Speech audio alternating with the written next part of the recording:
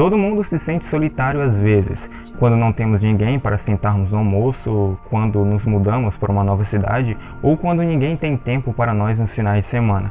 E nesse período de pandemia esse sentimento vem só aumentando. Nas últimas décadas esse sentimento ocasional tornou-se crônico para milhões de pessoas. No Brasil, 50% das pessoas de 18 a 34 anos dizem que se sentem solitárias com frequência. Nos Estados Unidos, 46% de toda a população se sente solitária regularmente. Estamos vivendo a época mais conectada da história humana, e mesmo assim uma quantidade sem precedentes de nós se sente isolada. Só para esclarecer, estar sozinho e estar solitário não é a mesma coisa. Você pode se sentir feliz sozinho e odiar cada segundo cercado de amigos. A solidão é uma experiência puramente subjetiva e individual. Se você se sente solitário, você está solitário. Um estereotipo comum é que a solidão só aflige pessoas que não sabem conversar ou como se comportar perto de outras pessoas. Mas estudos populacionais mostraram que habilidades sociais quase não fazem diferença para adultos, quando falamos de conexões sociais. A solidão pode afetar todo mundo. Dinheiro, fama, poder, beleza, habilidades sociais, personalidade forte. Nada pode te proteger contra a solidão, porque ela parte da sua biologia. Eu sou Victor Andrade e nesse vídeo vamos conhecer mais sobre esse sentimento que vem atormentando milhares de pessoas em todo o mundo.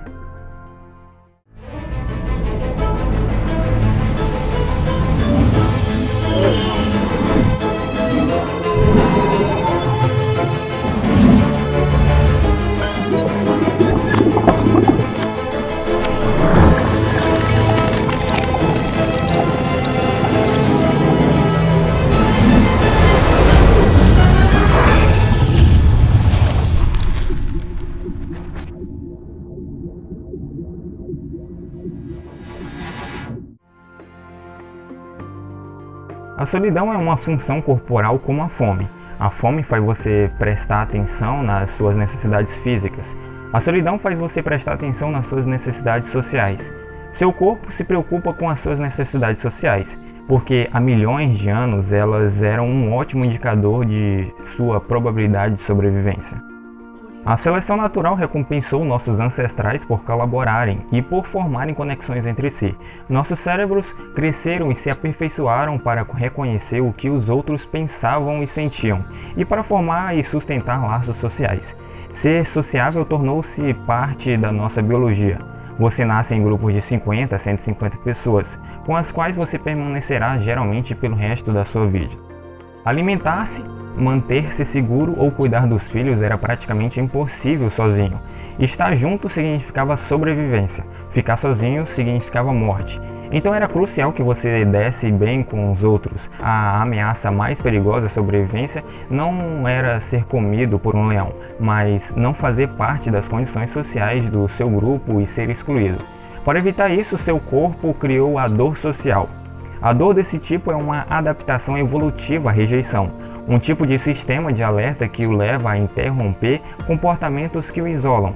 Os seus ancestrais, que passavam pela rejeição de maneira mais dolorosa, tinham mais chances de mudar o seu comportamento e, assim, permanecer na tribo, enquanto os outros eram expulsos e provavelmente morriam. É por isso que a rejeição machuca, e ainda mais é por isso que a solidão é tão dolorosa. Esses mecanismos que nos mantinham conectados funcionaram bem durante a maior parte da nossa história, até que os humanos começaram a construir um novo mundo para si mesmos. A epidemia de solidão que vemos hoje só começou no final da Renascença. A cultura ocidental começou a focar no individual.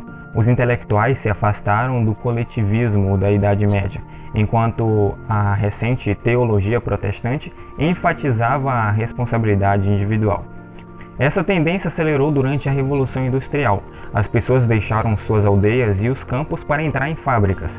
As comunidades que existiam por centenas de anos começaram a se dissolver enquanto as cidades cresciam.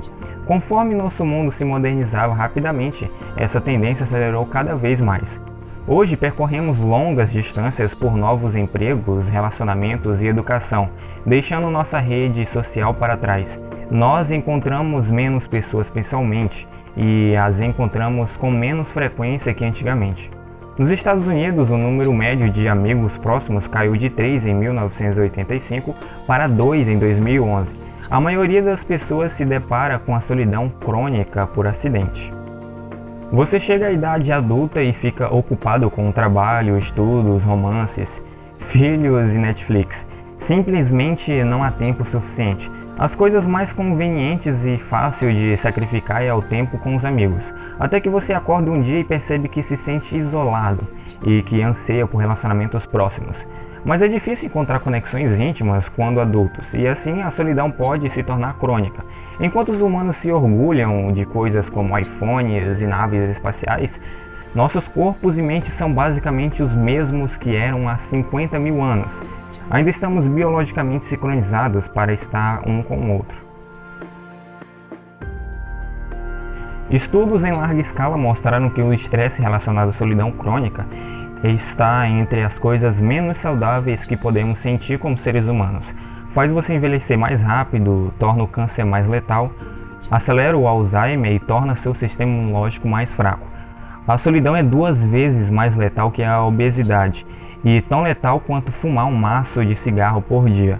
O detalhe mais perigoso é que, uma vez que a solidão se torna crônica, ela pode se tornar autossuficiente. As dores físicas e sociais usam mecanismos comuns em seu cérebro. Ambas são interpretadas como ameaças, e por isso a dor social leva a um comportamento imediato e defensivo quando é infligida sobre você. Quando a solidão se torna crônica, seu cérebro entra em modo de autopreservação. Ele passa a enxergar perigo e hostilidade em todo lugar, mas não é só isso. Estudos descobriram que quando você está solitário, seu cérebro fica mais receptivo para sinais sociais, enquanto ao mesmo tempo ele passa a ter mais dificuldade em interpretá-los corretamente. Você presta mais atenção nos outros, mas os entende menos. A parte do seu cérebro que reconhece rostos parte sua eficiência e se torna mais propensa a categorizar rostos neutros como hostis, o que se deixa mais desconfiado dos outros. A solidão faz você assumir o pior das intenções dos outros em relação a você. Por causa dessa percepção de um mundo hostil, você pode se tornar mais egoísta para se proteger, o que pode te fazer parecer mais frio, menos amigável e mais socialmente desajustado do que realmente é. Se a solidão se tornou uma presença forte na sua vida, a primeira coisa que você pode fazer é tentar reconhecer o ciclo vicioso em que você pode estar preso. Geralmente é algo assim: um sentimento inicial de isolamento te leva a sentir tensão e tristeza, o que te faz focar sua atenção seletivamente em interações negativas com os outros.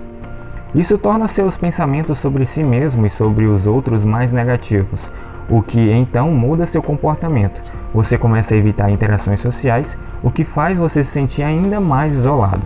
Esse ciclo se torna mais severo e mais difícil de fugir com o tempo. A solidão faz você se sentar longe dos outros na sala de aula, não atender o celular quando os amigos ligam e recusar convites até que os convites param. Cada um de nós tem uma história própria, e se a sua história começa a mostrar que as pessoas te excluem, outras percebem isso e assim o mundo pode se tornar aquilo que você pensa dele.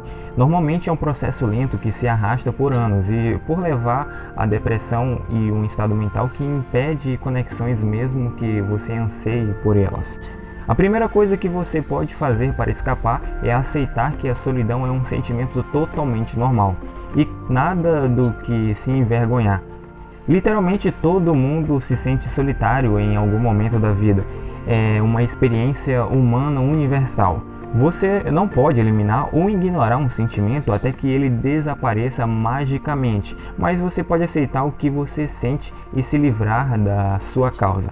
Você pode tentar entender qual é o foco da sua atenção e verificar se você está se concentrando seletivamente em coisas negativas.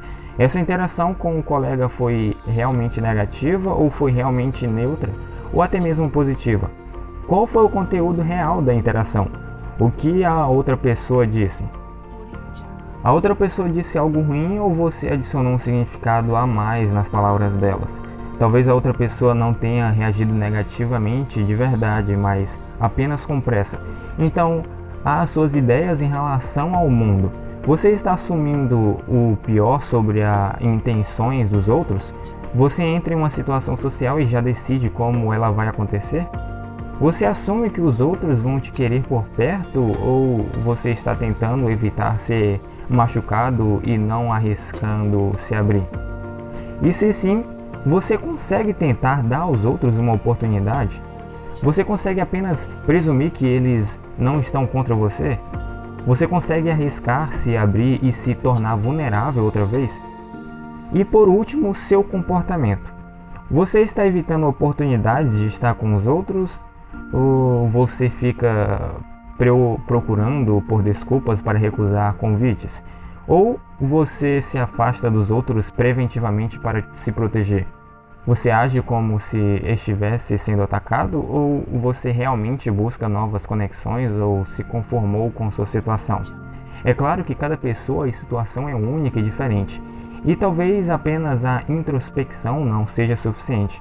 Se você se sente incapaz de resolver a sua situação sozinho, por favor, tente buscar ajuda profissional. Não é um sinal de fraqueza, mas de coragem. Não importa como encaramos a solidão, seja como um problema puramente individual que precisa ser resolvido em prol da felicidade pessoal, seja como uma crise de saúde pública. É algo que merece mais atenção.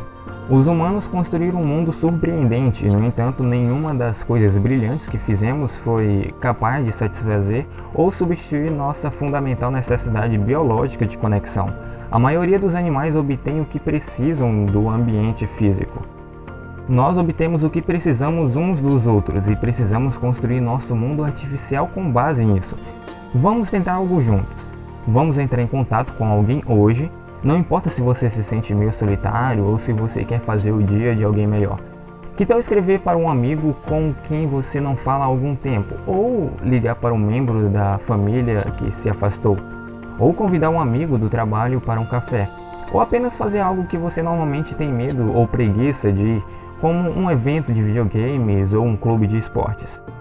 Todo mundo é diferente, então você sabe o que é uma boa para você. Talvez não dê em nada e tudo bem. Não faça isso com expectativas. O objetivo é apenas se abrir um pouco e exercitar seus músculos de conexão para que eles possam se fortalecer com o tempo ou para ajudar outras pessoas a exercitá-los. Quero recomendar 2 livros que falam sobre esse sentimento e como você pode lidar com eles. O primeiro livro se chama Como Curar Suas Feridas Emocionais, de Guy Witt, um livro que aborda, entre outros tópicos, como lidar com a solidão de uma maneira que achamos útil e viável. E o segundo livro se chama Solidão, a Natureza Humana e a Necessidade de Vínculo Social, de Jon Kat-Chaput e William Patrick. É uma exploração divertida e científica do porquê vivenciamos a solidão em um nível biológico, como ela se espalha na sociedade e o que a ciência tem a dizer sobre como escapar dela. Os links para os 2 livros estão na descrição do vídeo. Então pessoal, esse foi o vídeo de hoje, um pouco diferente, onde conhecemos mais sobre um sentimento universal e aprendemos e exploramos métodos de como se sair dele. Então conta pra gente aqui nos comentários como você vem lidando com esse sentimento terrível e quais métodos você pretende utilizar para sair dele. Caso tenha gostado do vídeo, deixe seu gostei e se inscreva-se no canal e até a próxima.